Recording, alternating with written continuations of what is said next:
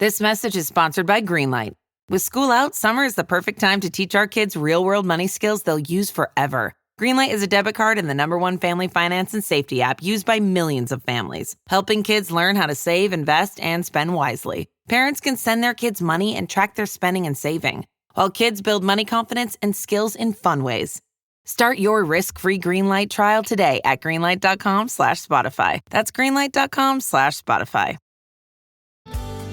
Getting ready to step into your career era? Set yourself apart with Adobe Creative Cloud Pro for students. Hone your skills with apps like Photoshop, Illustrator, Premiere Pro, and more, powered with the latest in creative AI. Students save over 55% so you can build a portfolio you're proud of. Launch your future with Adobe Creative Cloud Pro for students. Visit adobe.com/students to learn more. The host is Janelle Reyes, and you can No, also, that is not my name. You can. My name is Janelle Delancey. Oh well, I'm sorry. Janelle Reyes died. Okay, well, can you play the Couch Chronicles on TikTok? If you look it up, you can follow that person. Okay. I don't know who that person is. I don't know who that Janelle just Reyes came is out at right all. now. I don't know who that person is. That just came out. I know. She hurried up and checked me. Right. That is not my She name. hurried up and fixed it. Calm down, bro. You could break it. I don't go by that name at all. Strong hands. That girl died. Okay, yeah. Okay, wait, no, we don't want to cancel. Shout out to everybody that's already tuned in. I see you guys. Without further ado, we're going to go ahead and get it started. I don't need much of your time. We're going to do 30 minutes today of Fuck Fentanyl. So let's get into it.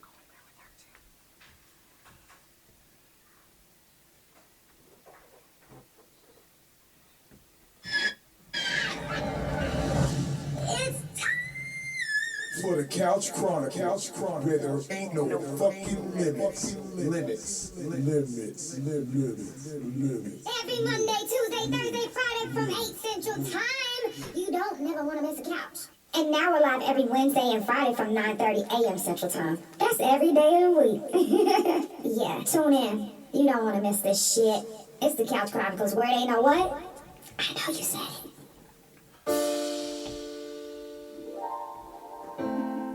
I am infinite. That's not on. My husband. I am on a different time. Problems in my vision now. You can never understand. You don't understand how the world is different, y'all. Somehow the world is changing right before our eyes. Yeah. The film that's I'm slowly failing just with every lie that they told to us. And they know that we're waking up and gonna stay woke.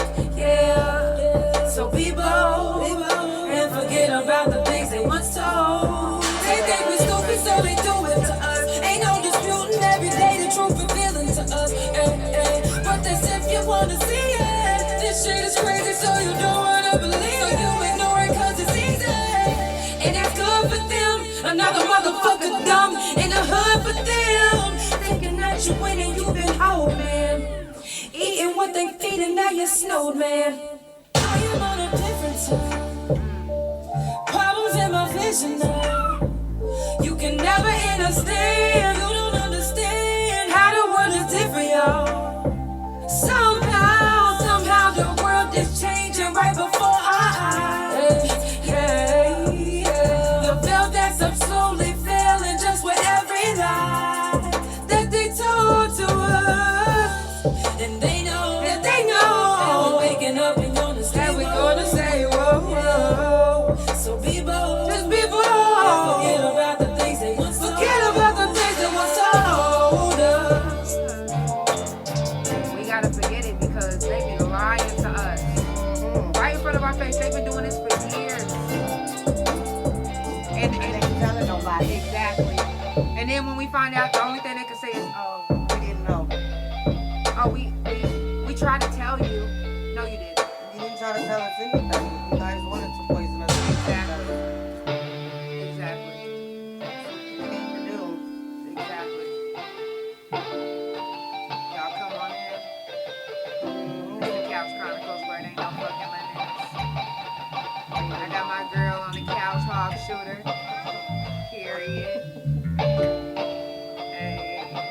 Big love to all y'all. Period.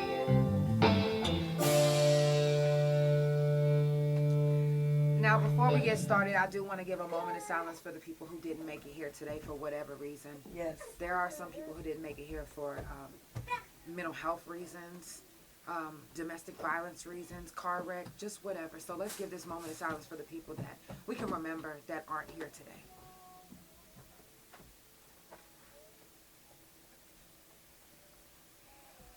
Thank you.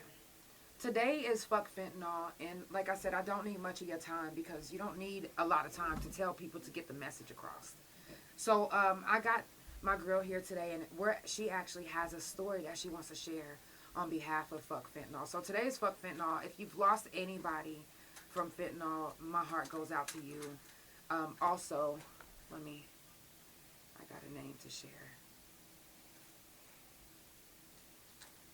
I'm going to start my story. Mm-hmm. Okay, so TJ.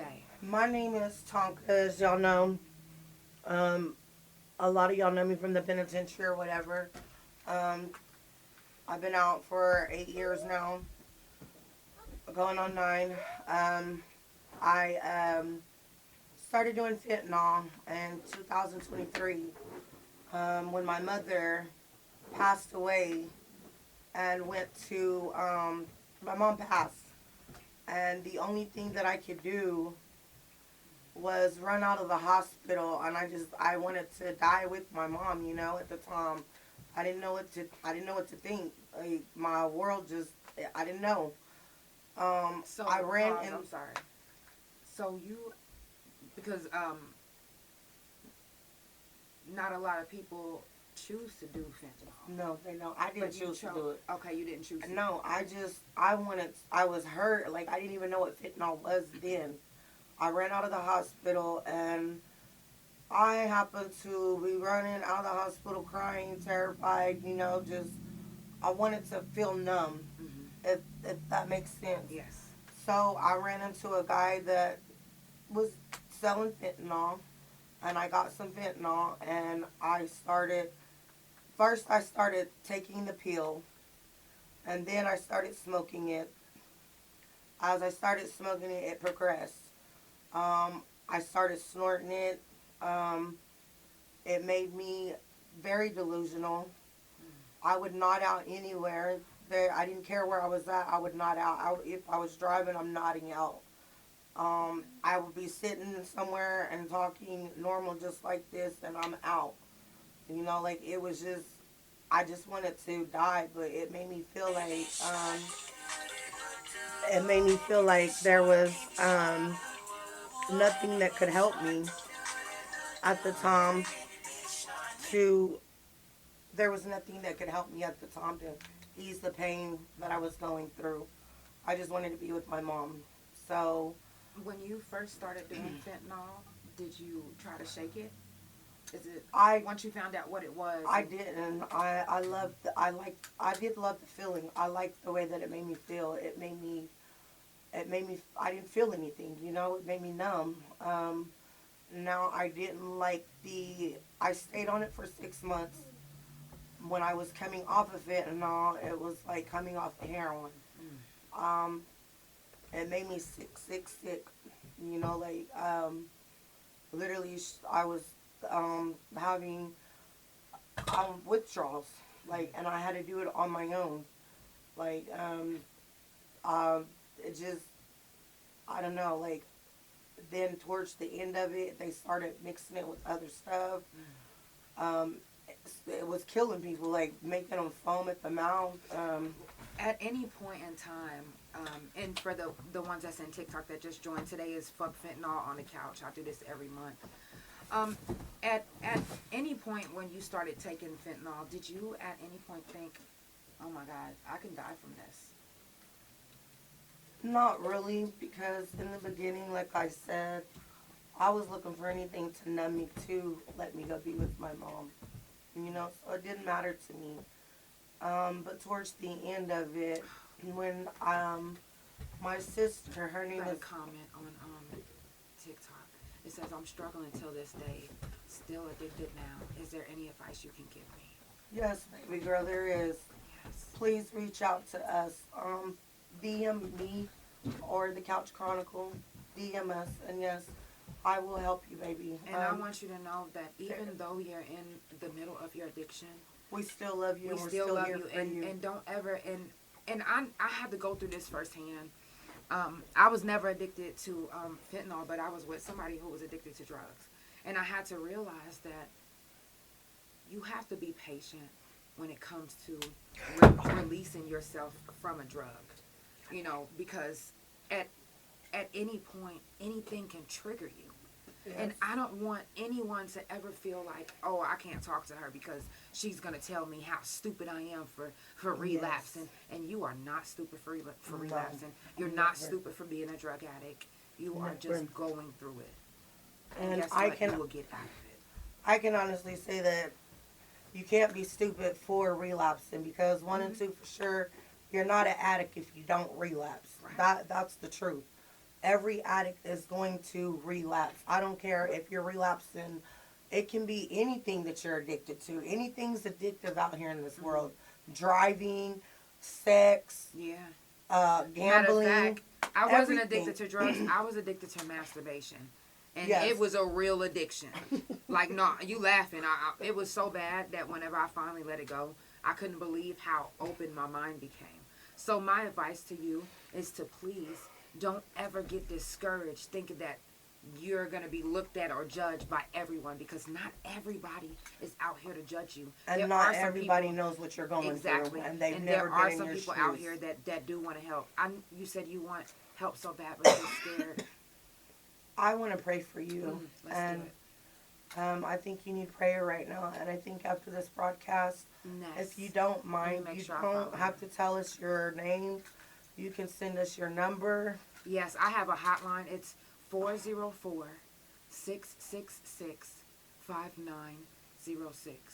We're not the police. We're not here to turn you in. We don't do any of that. We did too much time, baby. I did 12 years penitentiary. Yeah, I did 9. She did 9. And we are here to tell you that we are out here for outreach to help. Yes. Because we know what it's like. You know what I'm saying? We've lived in the streets. We know what it's like. So, I mean, there was addiction on the yard. There's a lot of people that don't want to accept or don't want to ask for help because they don't know who to trust. And you took the first step. You can't trust everybody. It, though. And we love you for that. Yes. I thank you so much for that. And even if you're still in the middle of your addiction, guess what? You are more than welcome to come share your story on the couch, because there's other people that are out there right now that's struggling just like you that want to hear your story. Yes. So whenever you're brave enough, baby, please come share your story. Even if you're high or not, we don't. Yep. We accept you however, baby. It doesn't matter. Exactly. Because we still love you. Exactly. But needless to say, on fentanyl, it is really hard to get off of. It's not easy to get off of. It's not as easy to get off as methamphetamines would be, just like alcohol. Alcohol and fentanyl are the 2 worst drugs that you can ever detox from. Promise you. And they are the worst detox. When you're coming down off them, they're the worst detox that you can ever go through. And they can kill you coming off of alcohol and fentanyl detoxing. Right. If you're not being treated and when you're going through detox, like my husband can tell you personally himself what he had to go through whenever I had to detox to get my son back from CPS. Right. Now, and I want to pause on that. In that moment, was that what helped you get sober? It did, because I'll tell you the story of that moment. The moment that I got sober was, my son was born February 9th, 2024. I got sober because I got drunk on 2 months after he was born, and I was plastered. Like, when I stood up, I hit the ground because I hadn't drunk in so long because I was pregnant. So I was like, I'm going to go out and party, you know. Took it overboard. So when I took it overboard, my friends Ubered me home, and I turned around and hopped in my car as soon as they dropped me off because they kept my son, you know, and it was my first baby, and I'm You know, I need my baby. I don't care how drunk I am. I want my baby. You know, so I get back in the car, in my car, because they have my baby looking out for me. You know what I mean? Right. So I get in the car, and on Broadway Extension here in Oklahoma City, I got on the highway by McDonald's, and I wasn't even 5 minutes on the highway. I was on the phone with my husband, and I was talking to him, and I was racing, flying to get there. I was, you know, speed racing. Right. But no, I wasn't racing nobody. I was just trying to get there, you know? 80 and the 60 for Yes, the ticket. yes. That's Okay. what I was doing. And I promise you, whenever I hit the bank of the highway, yeah, I hit it 4 times. I hit back and forth and spun around. And I hit the middle of the, on this side, I was going that way. I faced this way. All my airbags came back. They burned me.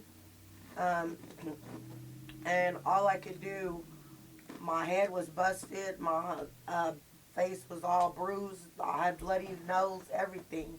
Black eyes. All I could think of was my baby. I looked in the back seat, and his car seat wasn't there. I tripped, and I was looking around for my baby out on the highway. I was sad. I was crying. I was looking for him. I hopped over the wall, and I took off walking. I didn't know where my phone was at. I lost contact with my husband. This lady picked me up because I guess she had seen me wreck, and she picked me up. And I told her I need to go find my baby. I need my baby. I need my baby. And she said, who can we call right now? And I gave her my husband's name. And, you know, he located where our son was at. You know, because I told him he knew who I was with that night. So if it wasn't for him locating where my son was at, that's where I was on my way. But thank God that my son wasn't in the car, because he wouldn't have made it through that impact that I went through. He would have never made it. And that's what made me get sober. And I went home and I told my family, I need help. I have an addiction and I need help. I need to go detox and I want to get sober, because that could have been my baby's life that is innocent, and that scared me, you know, like, I don't know. And I was reckless, and I can be the first one in a minute that I was reckless driving like that. And it's not okay. It's not. It's not. You can drive and drink if you want to, but don't drive and drink with no innocent baby, because them babies have no, they're innocent. They don't have no control. They can't protect themselves. And that's what made me sober up, because if I would have lost my baby, come here, Karma. If I would have lost my baby, I wouldn't know what to do to this day. And I'm battling right now. I just got out of ICU a couple of days ago. Don't look like it, but I did. And I had a stroke and everything, in a wheelchair. I'm supposed to be on oxygen right now. It's right here beside me. Now, I do want to pause. Do you feel like your health issues stem from when you were on fentanyl? I feel like my body I feel like all this is coming back from drugs and alcohol. Yes, it does. It has a big toll on your body, because when you stop doing it all, your body is so used to having all them chemicals inside of you. So then whenever your body doesn't have any of them chemicals, it doesn't know what to do. It doesn't know how to function, because it's never functioned without the chemicals, if that makes sense. You know what I mean? Right. So, I mean, with that being said, like, I'm a very bad alcoholic, but that's what made me get sober was my baby. And, yeah, he was 2 months old, and I went to rehab in Lawton, did 60 days inpatient, detoxed with my husband a month before I went to inpatient. My baby was 3 months old when I went into inpatient, but it was also through CPS too, but I was going through inpatient myself before CPS stepped in. And then when CPS stepped in, when my baby was 3 months old, like when I was in rehab, it was structured, and they only brought him once a week, and I was still breastfeeding, and I only got to see him for an hour, you know, and like that right there, it just, I don't know how other moms are, but that tore me apart. Like, he would go to sleep. Like, to me, it made me feel like he knew that it was about to be the ending of our visit, you know, and he would always go to sleep. And so, I mean, it's a lot of things that really opened my eyes. And some people feel like they don't have anybody or they don't have nothing out here in the world to live for. But I promise you, you do. There's people out here that do love you. Regardless if you feel like they don't, there's people out here, if you reach out to them, that will help you and that do love you. There really, really is. And I love every addict. Sober or not, I'm there for y'all. Yeah, period. And I support y'all. Now, Actually, my shirt says, tough as a mother and stronger than my addiction. period. And that's what I stand for. real. Yeah. That's so real. Let me ask you, did any of the time where you were addicted to fentanyl and alcohol, did it affect your relationship with your husband and your family? Yes, it did. As a matter of fact, it broke me and my husband. We separated for 8 months when I was pregnant because he comes from a military. They love that shirt. Thank you. He comes from a military family, and he did 17 years in the military. To me, we're in two different worlds. I grew up in the ghetto, the hood, been to prison, you know, rumptious. I was a hoodlum. Yeah. It's neat to say. But with that being said, like, I was in the streets, you know what I'm saying? And he graduated university, he's Marines. He does not deal with drinking because he grew up with that, you know what I'm saying? So he knows what it does to your body. So anyways, so with that being said, I wouldn't stop drinking when I was pregnant. So he showed me, if you're not going to stop drinking, I can't be with you.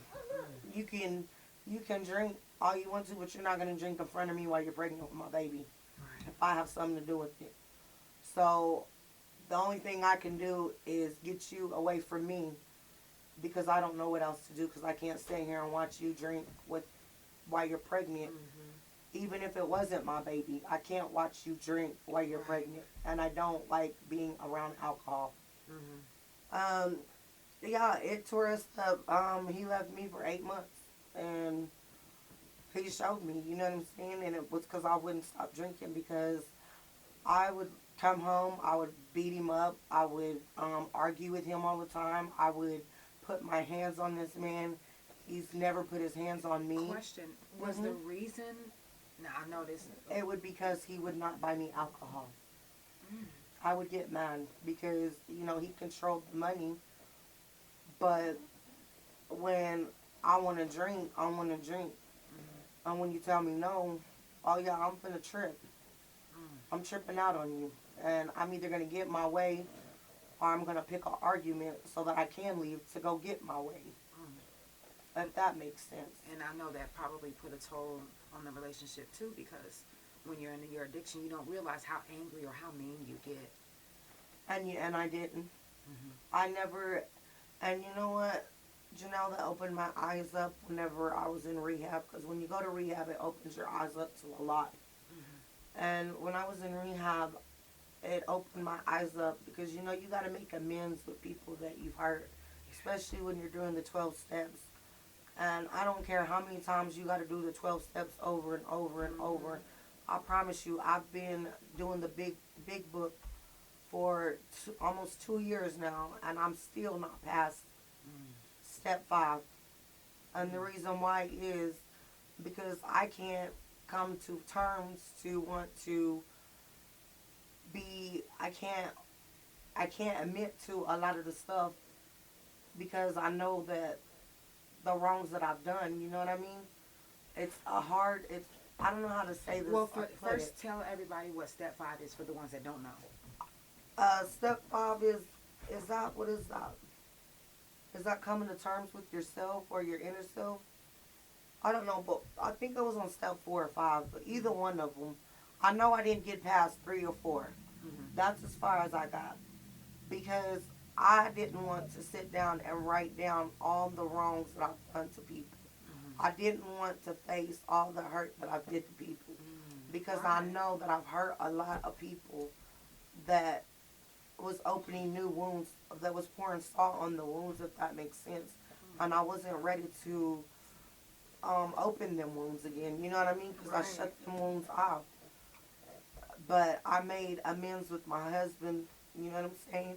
I made amends with my son, and my baby don't even know nothing about what's going on. But I got a book for him when I was in rehab that I wrote to him every day when I was in rehab, apologizing to him and making amends with him because he's going to know when he gets older if I'm here, if I'm gone. You know, like, I did that for him. And I wanted him to know that he saved my life from doing drugs and alcohol. He's the reason why I have really stopped. Because if it wasn't for him, I wouldn't have stopped, and I wouldn't have cared to stop.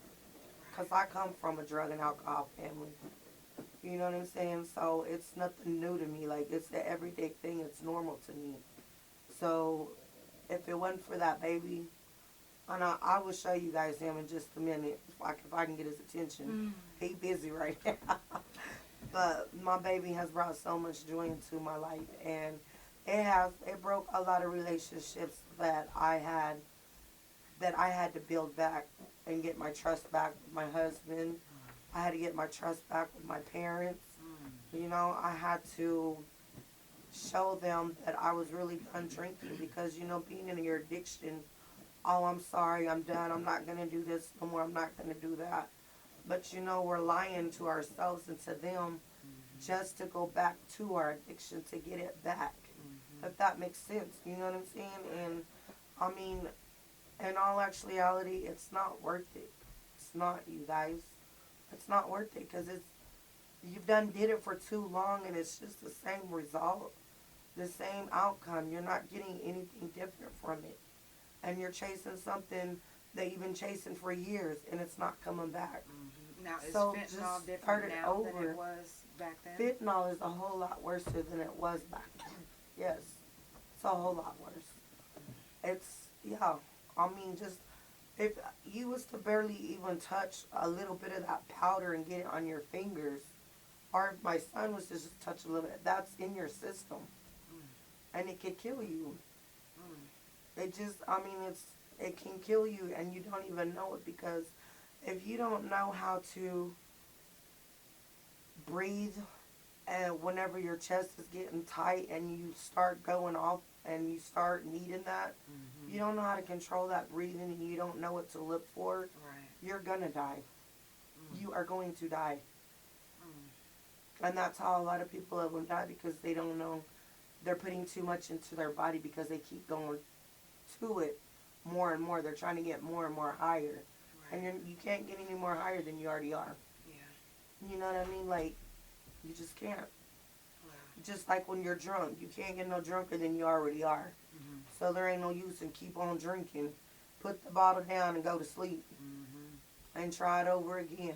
Exactly. Instead of being out in the streets doing dumb stuff when you're drinking and trying to fight and trying to do all this old crazy stuff. It's just crazy. What is sober life like now for you? It's amazing to me.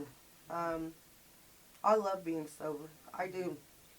I'm a more social person. I know when I was in my addiction, I was an isolator. I liked to be by myself. I didn't like being in public. Now I like to go out and do things. Like I like to travel. I like to go out. You know, like I'm not afraid to be in public. I'm ready to go to public. Let's go. Let's go. Right, right. I'm ready to get out there. Facts. Night or day. Facts.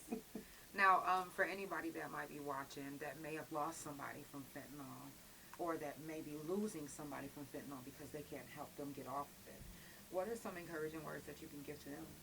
All you can do is, just be there for them.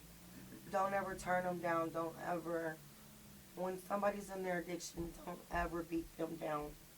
Don't ever turn on them because that's what makes them go deeper and deeper into it. Just love them. regardless, we all know what addiction does to us. Just be there for them, pray for them. You know, just check on them. No, you don't have to have them living with you. No, you don't have to go out there and deal with their bull crap. You know, I'm not saying doing any of that.